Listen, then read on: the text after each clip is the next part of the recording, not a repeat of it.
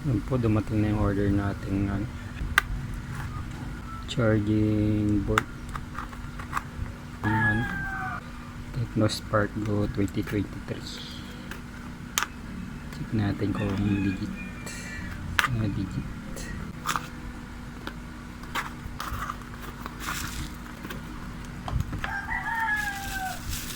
Okay. Shot. Oh, mukhang legit. May IC. Galing.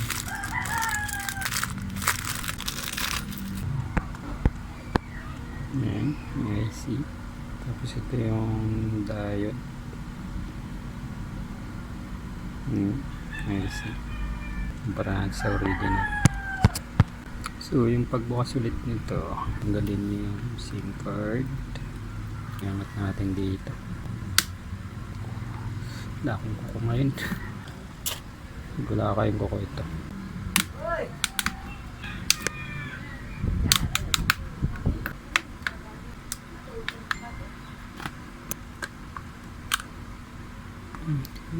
Tapos, tanggalin ko yung power.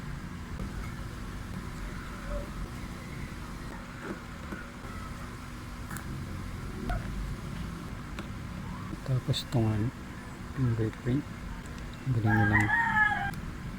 Ayan. Tapos tanggalin natin to, dito nyo lang yan.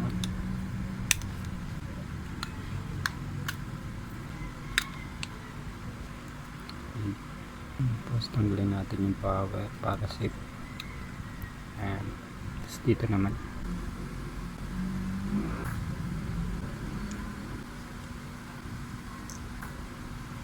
okay. Tapos sunod natin to. Tapos tanggalin natin to, cable. Tapos yung tornilyo, magiinom pala ako dito kung saan yung sa vibrator.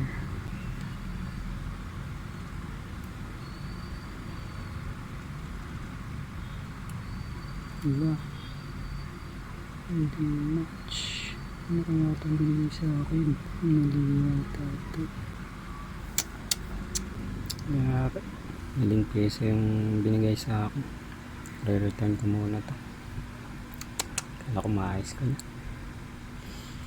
Ay nako, tingnan ko ng model to. Yan, sinerch ko to. Yung model nya pang Spark Go 1. So yun, kung Spark Go 1 yung bibilin mo, yan baka ito yung ma-receive mo. Legit siya, may IC. Yan. Yan.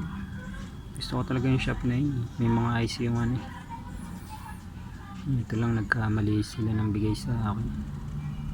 Order ulit ako sabi ko sa kanila, bigyan mo nila lang picture bago ipa-deliver para ma-avoid yung ganitong senaryo. So thank you po sa panonood nyo.